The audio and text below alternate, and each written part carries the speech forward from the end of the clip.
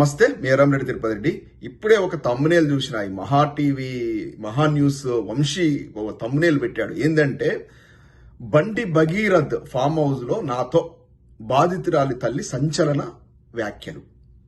ఏం నా తమ్మునేలు చూస్తే ఎవరికైనా అనిపిస్తుంది అంటే బాధితురాలు తల్లి బండి భగీరథ్ తో ఏదో అసాంఘిక కార్యకలాపాలు నెరవేర్చినట్టుగా ఆ తమ్మునేలు ఉద్దేశం కనపడతా ఉంది. అంటే నిన్నటిదాకా ఆ పిల్ల విషయం లోపల వీడు టాల్కం పౌడర్ వంశీగాడు నిన్నటిదాకా ఎంత విషం కక్కాలో అంత విషం కక్కండి. ఏమని ఆ పిల్ల మైనరే కాదు మేజరు అది ఇది అంటూ తప్పుడు కథనాలు చేస్తూ ఆ పక్కన వీడు ఉంటే వీని పక్కన ఒకడు ల్యాప్టాప్ పెట్టుకుని తానా తందానా అనే బ్యాచ్ ఆ ఇద్దరు చూస్తూ ఉంటే అనిపిస్తుంది కదా. ఈ దొంగ నా కొడుకులు గనక అసలు హైదరాబాద్ నడి బొడ్డున కూర్చొని ఇట్లా తెలంగాణ సంస్కృతి మీద, తెలంగాణ జాతి మీద, తెలంగాణ అమ్మాయిల మీద, తెలంగాణ మహిళల పట్ల ఇంత విచక్షణ రహితంగా తమ్మునేళ్లు పెట్టి పచ్చి అబద్ధాలు మాట్లాడుతూ ఇది జర్నలిజం ముసుగు లోపల ఒక వ్యభిచారం చేస్తున్నటువంటి ఈ లంగా నా కొడుకన్ని చీల్చి చెండాడినా తప్పలేదని చెప్తున్నా. ఎట్లా పెడతావురా తమ్మునీలు? ఏం తమ్మునీలు రా? దాని ఉద్దేశం ఏందిరా? అరే నీకు తల్లికి చెల్లికి పెళ్ళానికి మధ్య ఉండేటువంటి డిఫరెన్స్ అని తెలుసారా దొంగ నా కొడుక? అంటే నీ యొక్క ప్రాబల్యం కోసం, నీ బతుకు తెరువు కోసం ఏ నీచస్థానికి దిగదారుతావా? ఏం పెడతావురా నువ్వు? అంటే అర్థం, ఆ తమ్మునీల అర్థం ఏంటంటే బండి భగీరథ్ అనేటోడు ఆ అమ్మాయితోనే కదా అమ్మాయి తల్లితో కూడా అసభ్యంగా ప్రవర్తించిండు, అంటే ఏదో చేసిండు అనే అర్థం వచ్చేలాగా పెట్టిండు. ఇది విని కూడా మన తెలంగాణ రక్తం బాయిలు కాకుండా ఉంటుందా? తెలంగాణ జాతి ఎటువంటి జాతి అంటే పస్తులుండనైనా పస్తులు ఉంటారు. అంటే ఆకలితో అలమడినైనా 10 రోజులైనా 10 ఏళ్ళు ఉంటారని ఒక చిన్న తప్పు చేయాలంటే కూడా 1కి 10 సార్లు ఆలోచించేటువంటి జాతి. ఆత్మాభిమానం కోసం తమ మీద తమ పెట్రోల్ పోసుకొని సావడానికైనా సిద్ధపడేటువంటి జాతి.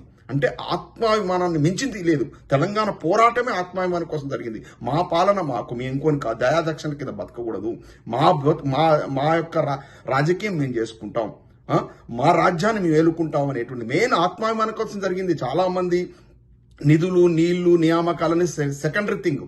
ఆ దోపిడీ ఎట్లా జరుగుతుంది కొన్ని దశాబ్దాల కాలం నుంచి ఆంధ్ర వాళ్ళ దోపిడీ మన మీద వచ్చి ఆజమాయిసి. ఎందుకంటే ముఖ్యమంత్రులు కూడా చూసుకోండి, ఉమ్మడి ఆంధ్రప్రదేశ్ లోపల తెలంగాణ నుంచి ఒక మర్రి చెన్నారెడ్డి గారు ఒకరిద్దరు తప్ప మొత్తం ఇప్పుడు వెంగళరావు గారు తప్ప ఎప్పుడు మొత్తం రాయలసీమ ఆంధ్ర ప్రాంతానికి చెందిన ముఖ్యమంత్రులు అవన్నీ కూడా చూసి తెలంగాణ జాత రగిలిపోయి మాకు అన్యాయం జరుగుతుంది, మా సెల్ఫ్ రెస్పెక్ట్ మాకు ఇంపార్టెంట్ అనేటువంటి పోరాటం అది. అటువంటి జాతి మీద వీడు ఎన్ని పిచ్చి ప్రేలాపాలంటే గతం లోపల తెలంగాణ ఆడబిడ్డలకు ఎంతో సెంటిమెంట్ అయినటువంటి ఒడిబియ్యం మీద కామెంట్ చేసిండు.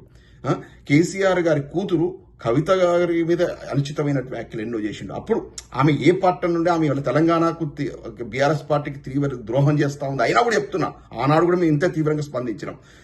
మన కల్చర్ మీద, మన సంస్కృతి మీద, మన యొక్క ఆచార వ్యవహారాల మీద వీడి టైం దొరికినప్పుడల్లా వీడు మాట్లాడుతూనే ఉంటాడు, ప్రలాపన చేస్తున్నాడు. వీనికి ఏంటంటే వ్యూస్ కావాలి. అంటే ఒక తెలంగాణ సమాజం మీద కనుక వీడు ఇట్లాంటి పిచ్చి ప్రలాపాలు చేస్తే ఇంకా అదర్ సెక్షన్ అపోజ్ చేసేటువంటి సెక్షన్ ఉంటుంది కదా, వీనికి వ్యూస్ రావాలి.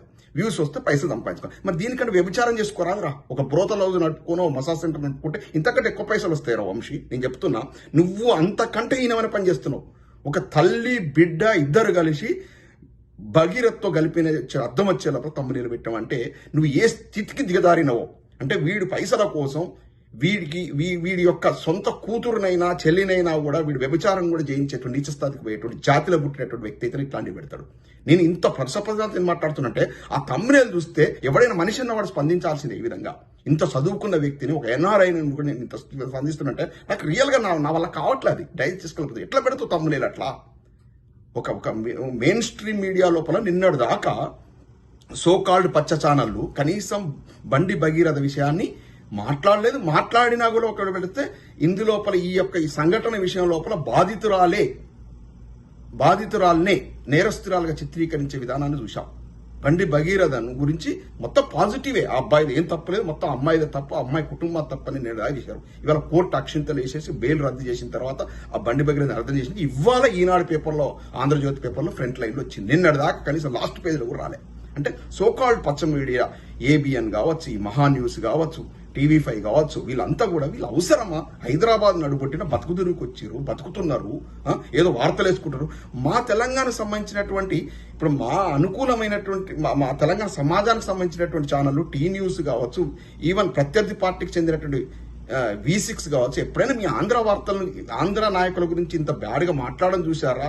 ఇట్లా పోర్ట్రేట్ చేయడం చూసారా? అసలు ఆంధ్రప్రదేశ్ సంబంధించినటువంటి విషయాలను పెద్ద పట్టించుకుంటారా? మీకు ఎందుకురా మా వ్యవహారాలు? మీరు చేస్తున్న దశాబ్దాల కాలం నుంచి మీ చేత అనిశ్చితకు ఇలాంటి తప్పుడు కథనాలతో మేము నాశనమైనటువంటి మా సమాజం కళ్ళు తెరిచి పోరాటం చేసి సాధించుకున్న దాంట్లో ఇంకా బతుకుదేరు ఇక్కడ హైదరాబాద్ గడ్డ మీద ఉంటూ ఈ ప్రచారం ఏంద్రా, విష ప్రచారాలు ఏంద్రా? మా పిల్లల మీద, మా తెలంగాణ జాతిలో పుట్టినటువంటి అమ్మాయిల మీద, ఈ యొక్క మహిళల మీద ఈ విధమైన అనుచిత వ్యాఖ్యలు ఏంట్రా? ఎంత హౌ డేర్ యూ? ఈ నా కొడుకును ఎక్కడ దొరికితే అక్కడ చెప్పుల దండలేస్తే అన్నాల. ఈ వంశీ అనేటోని ఎక్కడ దొరికితే అక్కడ చెప్పుల వేస్తే అన్నాలని నేను అప్పీల్ చేస్తున్న తెలంగాణ ప్రజానికానికి. ఇవాళ ఆ తమ్మునేలు వేసినప్పుడు ఎవరు రగిలినోడు వీడు ఎక్కడ దొరుకుతాడో చూడండి, వీని కోసం వెతకాలి. ఇటువంటి దొంగ నా కొడుకులు జర్నలిజం అని ముసుగేసుకుని, కోటు వేసుకుని, అక్కడ కూసుకొని మాట్లాడుకుంటా మహిళల పట్ల ఇటువంటి అనుచితమైన వ్యాఖ్యల అసలు ఎలా స్పందించాలో కూడా అర్థం కావట్లేదు. తెలంగాణ ప్రజానికానికి అభ్యర్థిస్తున్నాను నేను, ఇటువంటి దాన్ని మన సిస్టంలో లేదు, మన తెలంగాణ లేదు ఇలాంటి కల్చర్. అదంతా కూడా ఖమ్మం తర్వాత దాటినటువంటి మిగతా ప్రాంతానికి పోయినప్పుడు నేను ఆ ప్రాంతాన్ని అక్కడ జరిగితే ఇట్లాంటి వ్యక్తిగతంగా మహిళలు అనేటువంటి విలువ లేకుండా అసభ్యంగా ఇట్లాంటి కథనాలు చేస్తారు. మన తెలంగాణ కల్చర్లో ఇలాంటిది లేకుండే, కొత్త కల్చర్ ఇప్పుడు వచ్చింది.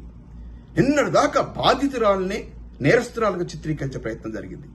ఇప్పుడు ఇగో ఇట్లాంటి కథనాలు ఇస్తున్నారు. ఇంకా విషయం చంపుతున్నారు. ఏదైనా పత్రికలు కానీ మీడియా అనేటువంటిది ఏం చేయాలంటే ఎవరైనా దోషులను ఎండగట్టే విధానాన్ని పాత్ర పోషిస్తే ఒకనాడు అట్లుంటుండే. ఇవాళ ఏ స్థాయి తీసుకపోయారు? దోషిని నిర్దోషిగా నిలబెట్టే ప్రయత్నం, బాధితురాల్ని నేరస్తురాలు చూపించే ప్రయత్నం. ఇంతకంటే దిక్కుమాలిన జర్నలిజం ఏముంటది? ప్రజలారా గమనించండి. ఈ వంశీ గారిని చెప్పుల దండలేస్తానాలని అప్పీల్ చేస్తున్నాం. వీడికి బుద్ధి రాదు. ఇంతకుముందు కూడా గతంలో చాలాసార్లు స్పందించారు. వీడికి బుద్ధి రాదు, సిగ్గు శరము లజ్జ ఏ లేదు. దొంగ నా కొడుకు వీడు జర్నలిజం ముసుగులో వ్యభిచారం చేస్తున్నటువంటి వ్యక్తి. వీని కుటుంబ సభ్యులను కూడా వ్యభిచారం దించడానికి కూడా వీడు వెనకాడడు. వీని డబ్బు ప్రధానం, వ్యూస్ ప్రధానం, దానికోసం ఇట్లాంటి చండాలమైన ప్రచారం చేస్తున్నాడు. ఇంతకంటే ఎట్లా స్పందించాలో కూడా అర్థం కావట్లేదు. తమ్మునేలు చూసిన తర్వాత నా స్పందన ఇది. ప్రజలారా మీరే చూడండి, వాడి యొక్క ఛానల్లో పోయి తమ్మునేలు చూడండి. చూసి మీరు ఇప్పుడు నీ మాట్లాడేది కరెక్ట్ కదా, మీరే నిర్ణయం తీసుకోండి. జై తెలంగాణ.